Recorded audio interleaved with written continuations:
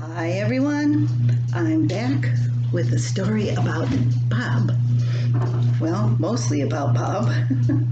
It's called Write Right, and it's from February 1986. I just found out I missed another national holiday last month. National Handwriting Day was January 23rd. It's a day set aside to encourage people to write so others can read their message. Makes a lot of sense, and more sense than clean off your desk day. But why January 23rd, I asked myself. Why not another day of the year? Then I found out National Handwriting Day was celebrated on the birthday of John Hancock. Of course, I should have guessed. There was another person in this house who missed National Handwriting Day, my husband, Bob, of course. His cryptic message hasn't changed one iota. If Bob was the signer of our Declaration of Independence, no one would have known it. His signature doesn't have any resemblance to the letters in his name. Getting notes from this scribbler has always been interesting. Finding a message is like discovering a puzzle. One note found stuck to our bulletin board, the refrigerator door, took me over 2 hours to unravel. I was proud of my accomplishment when I finally finished. Bob wasn't.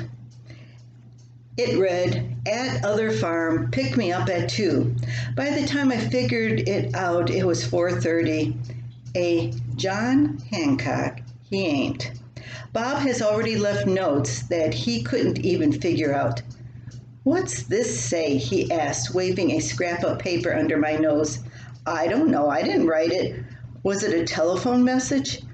You tell me, Bob. He couldn't. So we worked on it together. Susan, blank, blank, called at blank o'clock. Call blank as soon as possible. Urgent. I have to say something about Bob's memory. It's almost as poor as his handwriting. Days have passed since that undeciphered message. I've called everyone I could think of. Nothing. I still don't know who phoned or what was so important. I hate to imagine what could have happened. What could happen when I do find out. Bob has gotten a message from me since then. Write so it can be read or else. He ignored my empty threat and continued to scribble until he wrote a note to himself about an important new federal income tax law. I wouldn't even help him work on that puzzle. You wrote it, you figure it out. But it could be important, he said. My message said urgent. You know what you can do with that note. Our taxes are on their way to the IRS. I guess we'll find out how important that unsolved message was someday.